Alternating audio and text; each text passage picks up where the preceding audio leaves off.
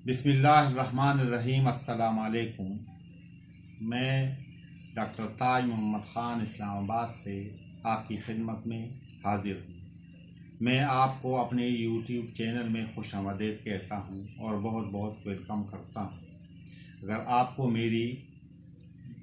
आपको मेरा ये वीडियो यानी लेक्चर पसंद आया तो ज़रा करम सब्सक्राइब कर ले और बेल आइकन का बटन दबा दे और इसको अपने दोस्तों में शेयर भी कर ले ताकि उनको भी इससे इस्तिफ़ादा हासिल हो और आपको मेरी अगली वीडियो ऑटोमेटिकली पहुंचता रहे।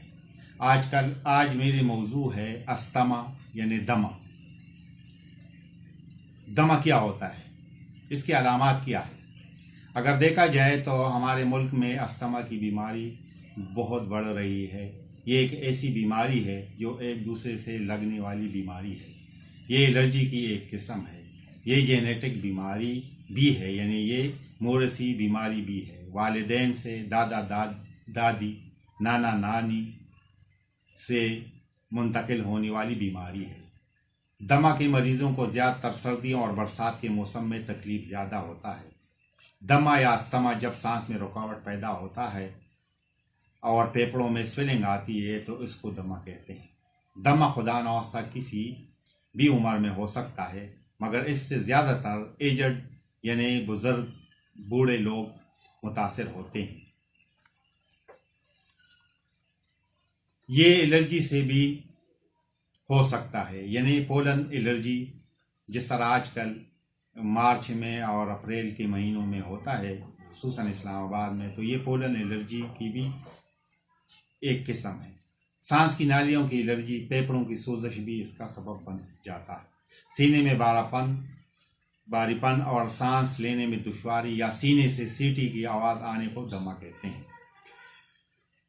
ये बहुत पुरानी बीमारी है। बाद औकात जिल्द की एलर्जी कन्वर्ट हो जाता है और वो शक्ल तब्दील करके सांस की एलर्जी यानी दमे में तब्दील हो जाता है। ये ज़ुकाम से शुरू होकर चीन के आना, बेचैन होना, सांस चढ़ जाना और सांस लेने में दुश्वारी, बाज़ औक़ात वर्जिश या हंसने से भी सांस लेने में दुश्वारी आती है। सीधा लेटने में दुश्वारी, सीने से सीटी जैसे आवाज़ आना दमा कहलाता है। ये एक किस्म की एलर्जी होती है जो उमूमन सर्दी में या बरसात में इसमें शिद्दत आ जाता है। बेशतर मरीज़ बरसात की नमी की वजह से भी मुतासिर होते हैं और ये परफ्यूम और मुख्तलिफ किस्म की चीज़ों, कॉस्मेटिक्स की अशिया से भी हो जाता है। फूलों से भी हो सकता है। बाज़ लोगों को कांसते उल्टी भी आ जाती है। ये गर्दे और धुएं से इसके अलामात बढ़ जाते हैं। ये उमूमन कांसी से शुरू होकर दमा की शक्ल इख्तियार कर लेता है, यानी खुश्क कांसी होती है और उसमें बलगम का अखराज बहुत कम होता है। इसके अलामात बढ़ जाते हैं। ये उमूमन कांसी और इसको दमा कहते हैं। दमा या अस्थमा का हमला उमूमन रात को होता है या दूसरे अल्फाज में इसमें शिद्दत रात को होता है। बोलने में दुश्वारी होती है। होम्योपैथिक में इस बीमारी के लिए बहुत सारे अद्वियात हैं। जो भी आपके अलामात के मुताबिक हैं वही दवा का इंतखाब कर ले, इंशाअल्लाह अफाका होगा। इसका इलाज की तरफ आते हैं। इकोनाइट 200 ये इसकी एक ज़बरदस्त दवाई है। दमे का अचानक और शदीद दौरा, खौफ और बेचैनी, खुश्क रोग, दम घुटने वाली कांसी या बालाई आलात तनफ़ुस की इन्फेक्शन हो तो ये बेहतरीन दवाई है इसके लिए। इकोनाइट 200। एक दवाई है आर्सेनिकम एल्बम 30 पोटेंसी है इसकी। आधी रात के बाद शिद्दत में इजाफा, मरीज उठकर बैठ जाता है, मरीज सीधा नहीं लेट सकता। ये दवा मरीज की इम्यूनिटी को भी बढ़ाता है। तीसरी दवाई है मिडोरेनियम 200।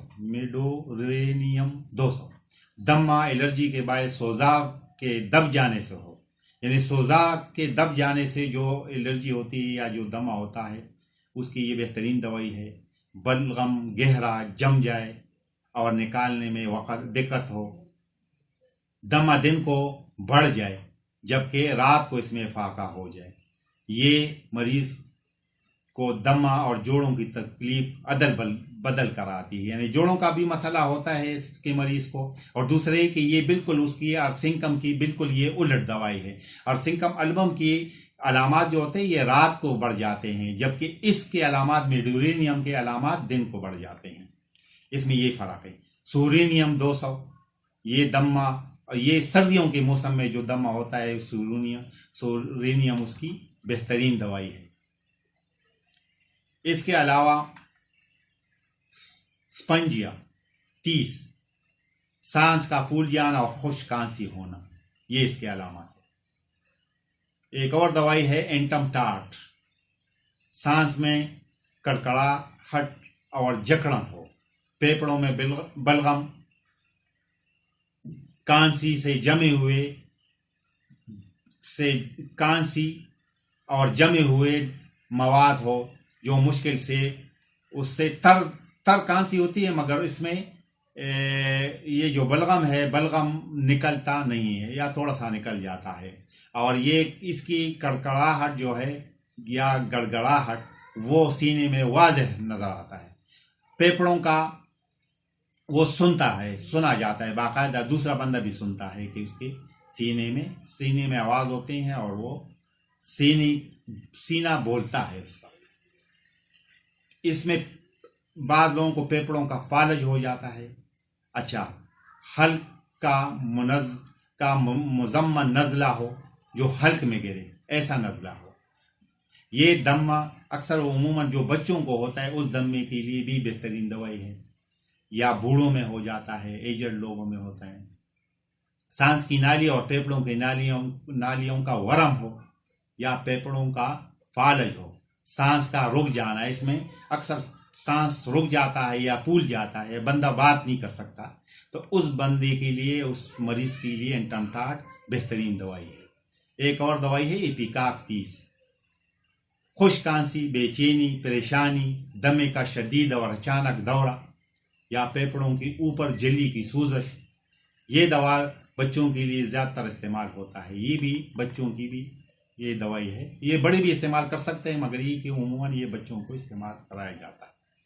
एक और दवाई है सबारडेला, दमा, चींकों की बकसरत, यानी उस बंदे को चींके ज़्यादा आता है जिसको दमा हो, शदीद नज़ला जो मुज़मन सूरत इख्तियार कर ले, यानी पुराना हो जाए, फूलों की खुशबू से एलर्जी, दमा मौसमी हो, यानी इसका कोई ख़ास मौसम होता है, बहार में होता है या किसी खुसूसन मौसम में, बहार में इसका जो होता है, तो उसकी दवाई है सबारडेला। नक्सवामी का दमा, सुबह के वक़्त सांस लेने में दिक्कत और मैदे की खराबी और तेजाबियत हो, सीने में बलगम का कड़कड़ाने का एहसास हो, तो ये अगर जिसको दमा हो और उसके साथ पेट के मसाइल हो, यानी पेट खराब हो या कब्ज़ हो, तो उसकी बेहतरीन दवाई है नक्सवामी का 200। सलीशिया एक दवाई है, जो लोग पत्थर काटने का काम करते हैं उन मजदूरों की ये दवाई है, और ये दवा दमे को जड़ से ख़त्म करती हैं। अभी मुझे अंदाज़ा नहीं है कि मैंने इसमें वो लिखा है, एक दवाई है, एक तूजाबी दवाई है जो भी जड़ से दमे को ख़त्म कर देते हैं, यानी अलामात के मुताबिक सलीशिया और तूजा 30 ये ऐसी दवाइयाँ हैं कि ये इसको जड़ से ख़त्म करती है। संबूकस नाइग्रा 30 ये बच्चों की दवा है, अचानक सांस की तकलीफ की वजह से रात को उठकर बैठ जाना, ये भी बच्चों की दवाई है। इसका मतलब ये नहीं है कि ये सिर्फ बच्चों इस्तेमाल कर सकते हैं, बच्चों की दवाई है, बड़े भी इस्तेमाल कर सकते हैं। एक और दवाई है नेट्रम सल्फ, ये भी दवा बच्चों के लिए इस्तेमाल होते हैं, दमे के अलामात के लिए बेहतरीन दवाई है, बल्कि अलामात के मुताबिक जिस तरह मैंने पहले भी अर्ज किया है, बड़े भी इसको इस्तेमाल कर सकते हैं। ब्रायोनिया बरऊनिया खुश कांसी, जो चलने फिरने से कांसी में इजाफा हो, यानी हरकत से इजाफा होता है, और दमकुशी में इजाफा होता है हरकत से, तो ये उसकी बेहतरीन दवाई है। और इसके अलामात भी उमूमन रात को बढ़ जाते हैं। इसके अलावा एक दवाई है सनेगा 30। फेफड़ों में बहुत गाढ़ा बलगम जम जाए, सीने, नरखरे और सांस की नाली बलगम का जमा होना, बूढ़े लोगों की खास दवा है। ये सनेगा जो है ना, ये ज्यादातर एजड लोग, वडेरे लोग जो होते हैं उनके लिए इस्तेमाल किया जाता है। अब अलबत्ता हर उम्र के लोग इस्तेमाल कर सकते हैं, मगर बूढ़ों के खुसूसन ये दवाई है। एक दवाई है स्पाइडोस्पर्मा। दमा हो तो ये दवा फेफड़ों से बलगम निकालने का अव्वलीन दवाई है, और इसको होम्योपैथिक का इनहेलर भी कहते हैं। ये बेहतरीन दवाई है स्पाइडोस्पर्मा। मदर टिंचर यूक्लिप्टस क्यो, ये मदर टिंचर। दमा जो नजले की वजह से हो, ये दवा सफेदा, जो कि एक दरख्त है और पाकिस्तान के कोने कोने में दस्तयाब है, उससे बनी हुई दवाई है। और इस पे यूक्लिप्टस पे मेरी एक अलग वीडियो भी, अगर आप गौर कर लें तो मेरी एक अलग वीडियो इसकी आई हुई है। ब्लाटा उरी, ये दवा दमे के उन मरीजों के लिए जबरदस्त दवा है जिसके साथ हाई ब्लड प्रेशर का भी मसला हो, यानी ब्लड प्रेशर की भी मसला हो और साथ दमा भी हो। तो ये दवाइयां हो गई हमारी।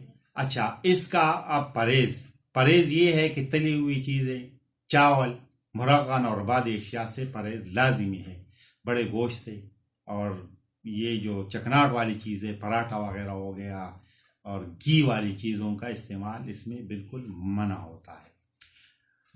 अच्छा, इसके अलावा अभी मैं तरीकाकार भी ये बताता हूं कि जो दवाइयां मैंने 30 में कहा, 30 में कहा, वो सुबह दोपहर शाम 5-5 कतरे आप थोड़ा सा पानी में मिला के भी पी सकते हैं, और ऐसे भी मुंह में वैसे भी टपका सकते हैं 5-5 कतरे। 200 की जो दवाई है, 200 पोटेंसी की दवाई जो है, वो दिन में एक मरतबा आप इस्तेमाल कर सकते हैं।